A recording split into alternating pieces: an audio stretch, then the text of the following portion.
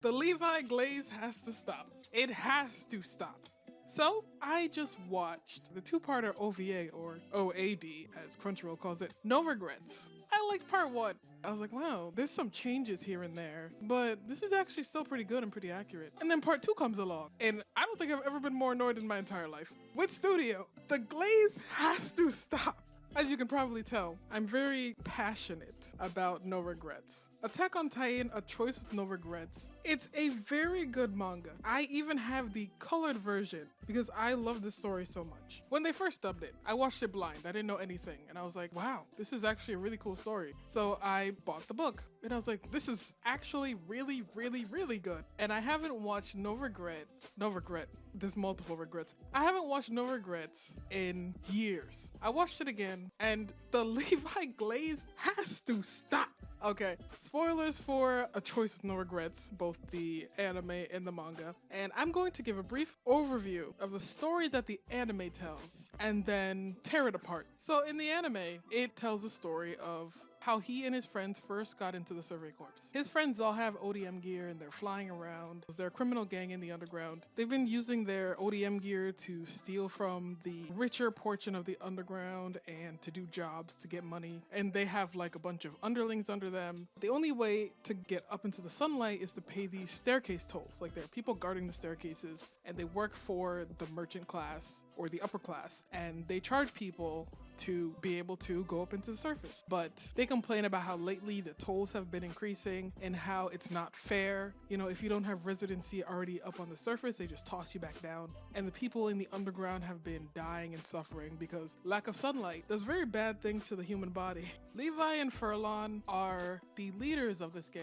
So the girl, Isabel, she ends up in their house? Apartment? I'm not sure, their hideout. She ends up running up the staircase to get away from these toll thugs because she tried to go up without paying, and so they chase her, and she ends up on Levi and Furlon's doorstep. Furlon opens the door, she falls inside. She's cradling this bird. Her reason for trying to go past the toll thugs without paying is because she wanted to set the bird free above ground. So the toll thugs come after her. I like that scene because Isabel in the manga, it doesn't show you how she met Levi and Furlon. I really like that they kind of added that extra little scene. The only original scene that I like. And so these toll thugs, they go up the stairs and they're like, you wouldn't mind handing her over, right? She's just some girl. One of the guys, he makes the mistake of touching Levi. Levi's like, get your filthy fingers off of me. Punches him in the face. But it's Levi, so that punch is like being hit with a brick. And they're like, let's get out of here. These guys are crazy. And it's weird because in the span of 5 minutes, they explain the toll thugs twice. Furlon explains it while it's only him and Levi in the room, which is something that Levi would already know. And then it's explained again by the toll thugs.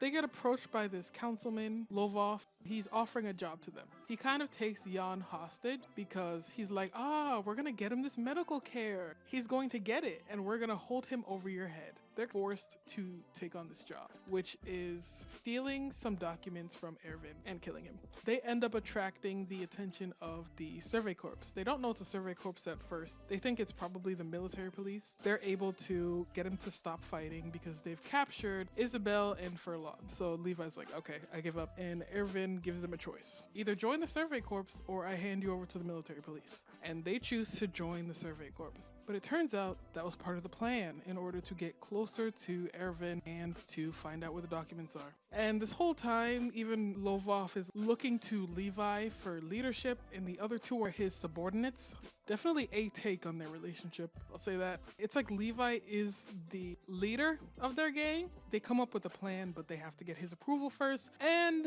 I honestly think that Levi telling them what to do is out of character, especially in part 2. So in the manga, Furlon is actually the one who comes up with the plans and who makes the decisions. Like, Furlon is the one who's always telling Levi to keep his cool. Levi gives his input, but it's Furlon who makes the decision to go with Lovov's plan. Color me surprised when the anime had them constantly deferring to Levi. The glaze! They can't keep getting away with this! Where was I? I got distracted. So they get taken into the survey corps and no one wants there. No one wants there. No one wants them there. Flagon is like, ew, these thugs are here? Gross. So they get put under Flagon. They get put in their barracks, and Flagon and Levi have a confrontation because he's like, you know, try not to make a mess. And Levi's like, he thinks we're dirty? Has he looked around? Furlon gets between them, but yet again he defers to Levi, which is crazy. There's this cute scene where Isabelle basically has a natural affinity for the horses. Her trainer, I don't know her name, she's like, how are you so good with horses? Isabelle is like, I was always much better with animals than people. And it shows a little bit of her backstory, like the hardship she faced, which of course the anime cut. There's a little bit of training with Levi shown where the cadets are jealous of him, which does happen in the manga. He ends up kind of showing them up, which does not happen in the manga. I think we're in part 2 at this point. Hanji's also there, and she's like, he's gonna make a difference, and she kind of blushes and gets flustered about it, which is unfortunately the extent of her role in the anime. I think they adapted all of the political scenes, which are good because I like them. I like showing Erwin scheming and his personality really showing. Shadis gets him in private and is like, what are you up to? You did not just bring these undergrounders here randomly. And Erwin is like, you know, I really think it's better if you don't know so that you have deniability. And sometime at night, Furlon is looking for the documents in Erwin's office. And the outside is being guarded by Isabelle and Levi because of course he's too incompetent to do this by himself. He needs their help. What happens in the manga? Listen, what happens in the manga is that Furlon does it by himself. He takes charge and he goes to search the office. There's this locked cabinet drawer and we see a little bit of his character because he's able to lockpick it. And he opens it and he realizes these documents seem like they were placed here on purpose as a dud or as a trap. Like those aren't the documents. He's like, would someone like Erwin really just leave his documents lying around? And it's Furlon that comes to the conclusion that Erwin has documents on it. But, you know, anime got an anime. He shuffles around a bit, doesn't find anything, and leaves. And then later, the three of them are meeting. To my surprise, Levi tells them straight to their faces that they should stay behind on the expedition. To my shock and awe, when that scene happened, that was when I realized that Levi was super out of character. He wouldn't say that. Their relationship is not like that. He's like, you guys just stay here. You know, I'll take care of the whole mission by myself. In fact, go home. That's what it felt like for me. They gave off super heavy death flags in that scene where they were like, no, we are competent. Believe in us. I don't know why which studio did this. Like, the glaze has to stop. And so the next day is their first expedition, which in the manga is their second expedition. I understand the anime didn't have time for everything, but the things that they decided they did have time for is insane. So this is their first expedition, and of course, the Levi glaze. Look, I love Levi. I think at this point in time, Levi is my favorite character, but elevating him to put other characters down is what I don't like. Isabelle and Furlon in the anime are so incompetent. They can't do anything without him. And even when they do it, they like barely do it. And it's weird. It's weird because they just made that up. Whoever made the No Regrets adaptation was like, I like Levi.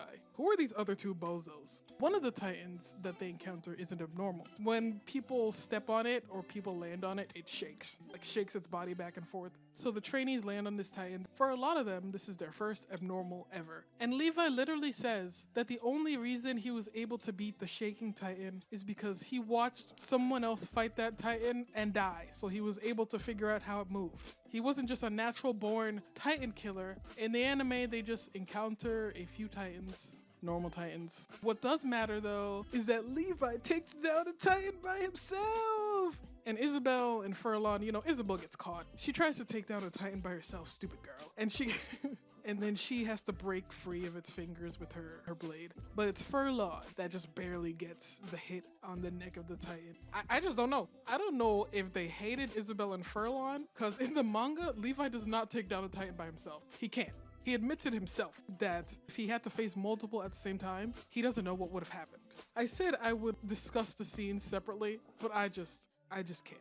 What happens in the manga is that it takes the three of them together to take down one Titan. Levi lands on the Titan's back and it tries to shake him off, but he's Levi, so, no. He's like, no thanks, actually, I'll stay right here. So Isabel and Furlon, they take out the back of its knees, it falls, and then Levi's like, all right, snaps its neck. No, whoa, snaps its neck is crazy.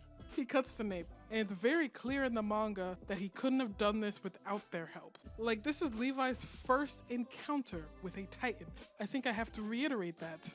In the manga, they're competent. They're actually good at it. They very easily help Levi take down the Titan. I mean, Furlon even says, I never imagined we can stop a Titan that easily. But the anime's like, nah, let's nuke all of their competence. I think Erwin, in this scene, I think he was very out of character. In the anime, he's like, I see you, Levi.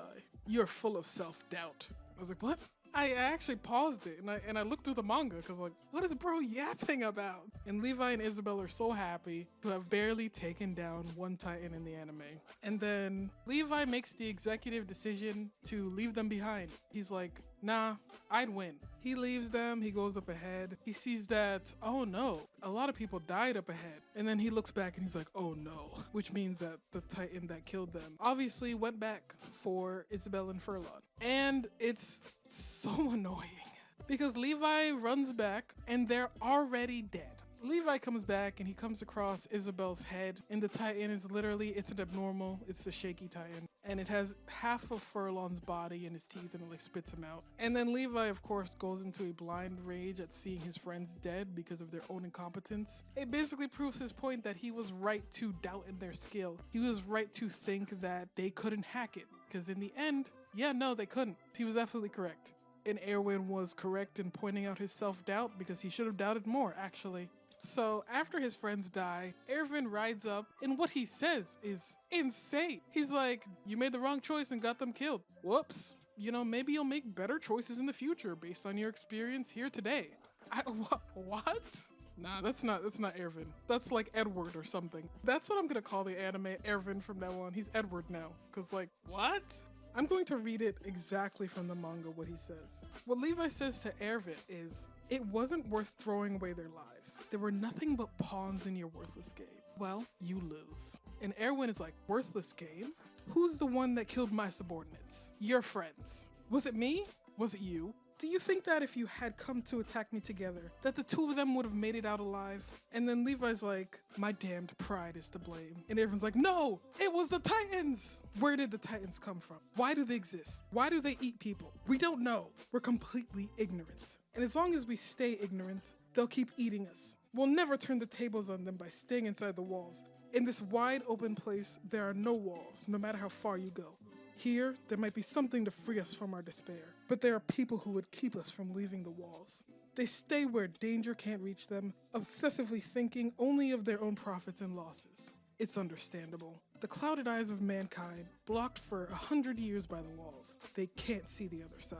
What about you, Levi? Have your eyes remained clouded? Will you kill me and return back to the dark underground? We won't give up on going outside the walls. Fight with the Survey Corps. Humanity needs your skill. Like, this is Erwin. I wish I could do an impression of the dub actor. I wish I heard this speech in his voice. And I'm going to play for you what Edward says. If you give in to regret, you'll be left scared and indecisive. Then in your next fight, you'll put your fate in someone else's hands. And you'll gain a new tragedy to regret. You couldn't have known how the choice you made here today would turn out. But you can give that choice meaning by using it to inform your next choice. We're about to resume the expedition. Get up. He's like, damn, your friends died? Get up, bro. Now you tell me, between those two speeches, which one is Erwin Smith and which one is Edward Smout? What do you mean, get up? What do you mean use the choice to make better choices in the future? And it's because of Erwin's speech in the manga that Levi decides that there's still something worth fighting for. Like, maybe if he kills the Titans one day, there won't be another Isabel and another Furlon. On their last night before the expedition, Isabel was able to understand the scouts, like understand why they keep wanting to go outside, why they keep going on expedition after expedition to explore outside the walls. She was able to understand that, to the point that Furlon was like, let's get this job done before you guys start dedicating your hearts or whatever. She says that a lot of her friends died in the underground, dreaming of making it up to the surface, and seeing them, she felt like she had to get up to the surface for their sake. And I hope the motorcycle did not get caught on the mic and interrupt me just now. And that's how she feels like the Survey Corps sees themselves. And it's because of Isabel, because she actually has a character in the manga, that Levi is able to see the scouts in the Survey Corps, and also Erwin's speech is why. It's why Levi is able to see them the way that Isabel does, or Isabel did. Whoops.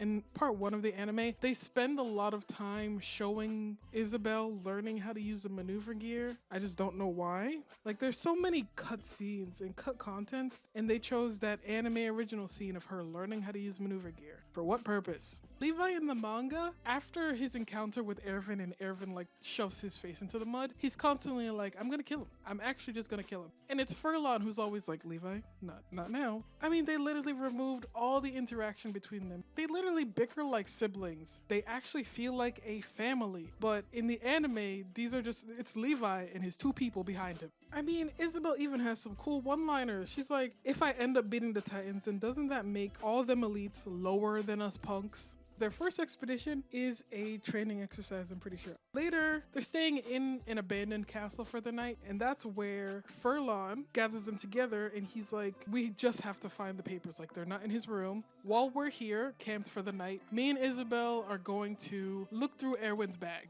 just to confirm that he has it, like, on his person, and not, like, in his belongings. I think this is the first encounter with Hanji, and she's just like gushing over him. She's like, Levi, can you give me some advice? Like, how did you defeat this Titan? And Isabel is a chatterbox. Like, she's asking this question to Levi, no one else. And she just keeps answering for him. She keeps answering for him to the point that Hanji like gives Isabel a bag of cookies just to shut her up. And wow, a cool character moment that's not in the anime.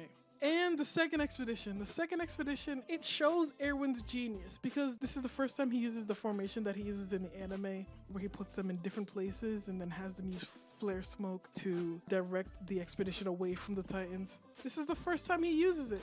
I'm literally going page by page. In the anime, Levi's the only one concerned about their lives. He's the only one that's like, you guys need to stay behind because you're weak and slow, and you'll hold me back, actually. But in the manga, Furlon's like, maybe we should bide our time and pick another opportunity to kill Erwin. We should just focus on surviving the Titans. And Isabel is not like, man, I'm so weak. She's like, I actually don't want to disrupt the expedition. If we kill Erwin, I don't want to cause more people to die. Like, all 3 of them think they're perfectly competent. So during the second expedition, unfortunately, a storm happens. It's just a heavy rain and lightning and thunder, and then the fog rolls in after. I really like this part of the manga. So because of the fog, it hides the Titans and also isolates the squads, which it does do that in the anime. Furlon is the one who's like, we just have to keep going straight and hope that we either come upon someone or come upon something. Not something like the Titans, like something maybe like horses or somewhere to hide, like somewhere to wait out the storm that's safe. Furlon is literally like, this is bad, you two. He's like, if everyone gets eaten in this storm, we won't be able to get the papers. I love these two in the manga. Levi is the one. He makes the choice to go alone, but he doesn't make it sound like they're incompetent losers dragging him down. He's literally like, you guys either pick me or Flagon's squad. He's like, if you stay together, it'll raise their chances of survival. He doesn't say like, you guys need to huddle together for strength because that's all you guys have. How dare you? How dare you ask me to make Isabel and Furlon look good? How dare you ask me to not glaze Levi for 5 seconds? Honestly, you should be executed.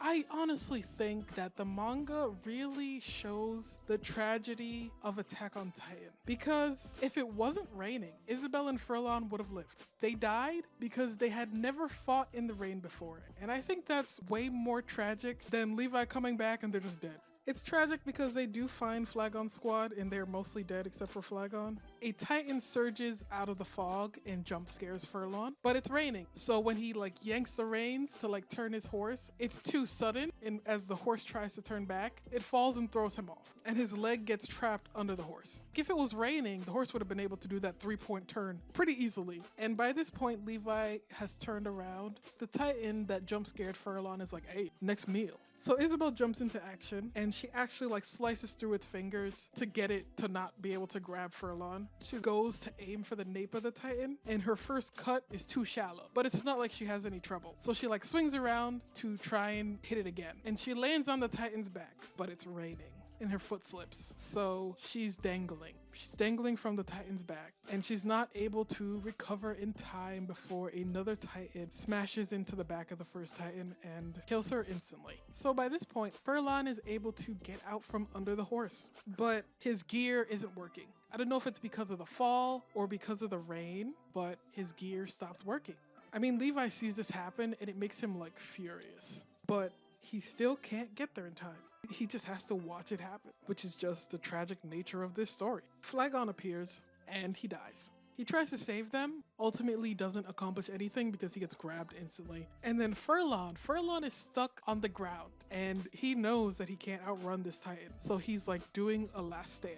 He's like, come at me. And the Titan grabs him, and he's able to like wave goodbye at Levi because he knows he's done. And it's not abnormal. These are just regular Titans. Levi slices off its wrist, but it's already swallowed him. And then slices open the stomach of the Titan. He literally reaches in to pull Furlon out. But unfortunately, the Titan bit Furlon in half, so it doesn't matter. And then it's just Levi versus a bunch of Titans. And this is where the anime could have glazed him to a max, because in the manga, he takes down several Titans by himself in his rage and his grief. This is where the glaze should have been. After he's killed the Titans, he finds Isabel's head and he rolls it over. Her last expression is frozen in terror, and this is what gets to Levi. He literally falls to his knees and closes his eyes because he can't look at it. And I think that's way more powerful than anything that the anime decided to do.